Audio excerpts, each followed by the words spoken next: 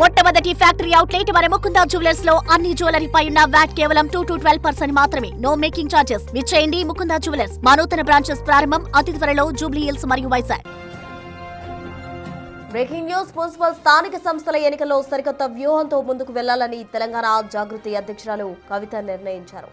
తన స్వంత రాజకీయ పార్టీ రిజిస్ట్రేషన్ ప్రక్రియ కొనసాగుతున్న నేపథ్యంలో ఈలోపు వచ్చే ఎన్నికల్లో ఆల్ ఇండియా ఫార్వర్డ్ బ్లాక్ పార్టీతో కలిసి పనిచేయాలని ఆమె నిశ్చయించుకున్నారు. రాబోయే మున్సిపల్, జిల్లా పరిషత్, మండల పరిషత్ ఎన్నికల్లో తెలంగాణ జాగృతి నేతలు ఏఐఎఫ్బికి చెందిన సింహం గుర్తుపై పోటీ చేయబోతున్నారు.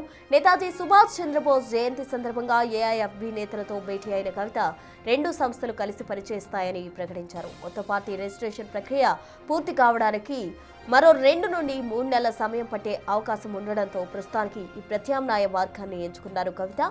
ఈ నిర్ణయంతో తెలంగాణ స్థానిక రాజకీయాల్లో కొత్త సమీకరణాలు మొదలయ్యే అవకాశం కనిపిస్తోంది.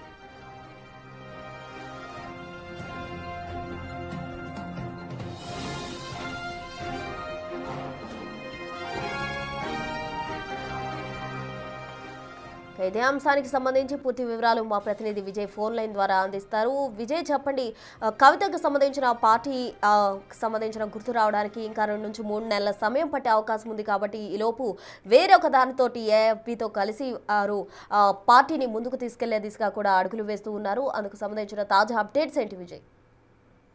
ప్రసూన, అయితే కవిత కొత్త పార్టీకి సంబంధించినటువంటి అంశం గత కొద్ది రోజులుగా కూడా ఇటు అనేక మార్లు తెరపైకి వస్తా ఉంది. ఈ నేపథ్యంలోనే నిన్న సుభాష్ చంద్రబోస్ గారికి సంబంధించిన 30వ జయంతి వేడుకల్లో తెలంగాణ జాగృతి కార్యాలయంలో నిర్వహిస్తూనే అటు ఆల్ ఇండియా ఫార్వర్డ్ బ్లాక్ కు సంబంధించినటువంటి పార్టీకి సంబంధించినటువంటి నాయకులతో కూడా కవిత అయితే భేటీ అయ్యారు.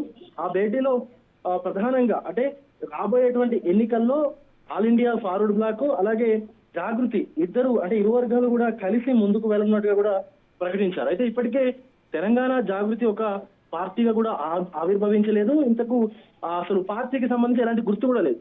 సో దీనికి సంబంధించి ఇప్పుడు ఆల్ ఇండియా ఫార్వర్డ్ బ్లాక్ కు సంబంధించినటువంటి సింహం గుర్తుతోని రానున్నటువంటి ఎంపీటీసీ, జెడ్పీటీసీ ఎన్నికలు కావచ్చు, అలాగే మున్సిపల్ ఎన్నికలు కావచ్చు, ఈ ఎన్నికల్లో పూర్తిగా ఆ సింహం గుర్తు పైన ఆల్ ఇండియాకు సంబంధించినటువంటి ఫార్వర్డ్ బ్లాక్ కు సంబంధించిన పార్టీకి సంబంధించిన ఆ సింహం గుర్తుతోనే పార్టీ ఏదైతే జాగృతి నాయకులు కూడా పోటీ చేసేందుకైతే నిర్ణయించుకున్నట్టుగా తెలుస్తుంది. ముఖ్యంగా ఇప్పటికే దీనికి సంబంధించినటువంటి ఒప్పందాలు కూడా అయిపోయాయి.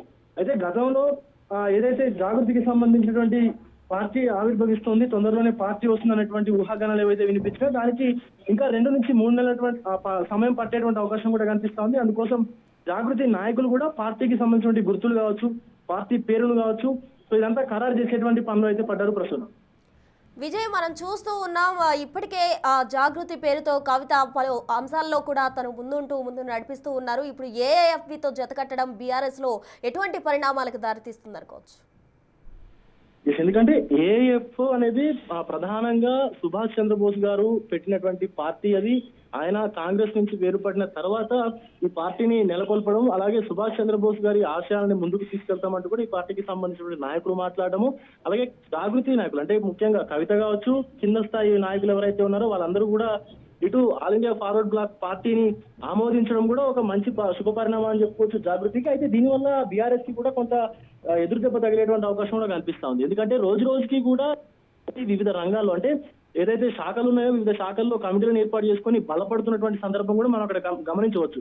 అయితే దీనికి అంటే ముఖ్యంగా ఇటు ఆల్ ఇండియా ఫార్వర్డ్ బ్లాక్ కు సంబంధించినటువంటి పార్టీకి సంబంధించిన ఇష్యూ తీసుకుంటే కనుక ఖచ్చితంగా బీఆర్ఎస్ కి కొంత ఎదురుదెబ్బ తగిలేటువంటి అవకాశం కూడా కనిపిస్తా ఉంది. ఎందుకంటే జాగృతి బలపడుతున్నటువంటి రోజుకు బలపడుతున్నటువంటి ఈ పరిస్థితులు చూసుకున్నట్లయితే బీఆర్ఎస్ కి కొంత ఇబ్బంది పడేటువంటి అవకాశం కూడా కనిపిస్తా ఉంది వచ్చే ఎన్నికల్లో ప్రస్తుతం.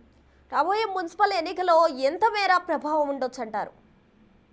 ఖచ్చితంగా, ఎందుకంటే ఒకవైపు అధికార కాంగ్రెస్ పార్టీ బీఆర్ఎస్ పార్టీ పైన బహిరంగ విమర్శలు చేయడము, బహిరంగ ఆరోపణలు చేయడము, మరొక పక్క కవిత పార్టీ నుంచి బయటకు వచ్చిన తర్వాత బహిరంగ ఆరోపణలు చేయడము, అటు హరీష్ రావు పైన కావచ్చు, లేకపోతే సంతోష్ రావు పైన కావచ్చు, పార్టీలో ఉన్నటువంటి ముఖ్య నేతల పైన కావచ్చు, ఈవెన్ కేసీఆర్ పైన కూడా, తండ్రి పైన కూడా అనేక మార్లు విమర్శలు చేస్తూ వచ్చింది కవిత. సో ఇప్పుడు ఏకంగా ఆల్ ఇండియా ఫార్వర్డ్ బ్లాక్ పార్టీతోని ఒప్పందం పొత్తు కుదుర్చుకొని మున్సిపల్ ఎన్నికల్లో ముందుకు వెళ్తా ఉంది కాబట్టి ఖచ్చితంగా 10 నుంచి 20% ఓట్లు చీలేటువంటి అవకాశం ఉన్నట్టు కూడా రాజకీయ వర్గాల్లో విశ్లేషకులు అయితే మాట్లాడుకుంటున్నారు ప్రస్తుతం. రైట్. మొత్తంగా మనం చూస్తూ ఉన్నాం విజయ్. దీనికి సంబంధించి సింహం గుర్తుతో పోటీ చేయాలని కవిత అయితే నిర్ణయం తీసుకున్నారు. స్థానిక రాజకీయాల్లో కొత్త సమీకరణాలు అయితే మొదలయ్యే అవకాశం అయితే లేకపోలేదు.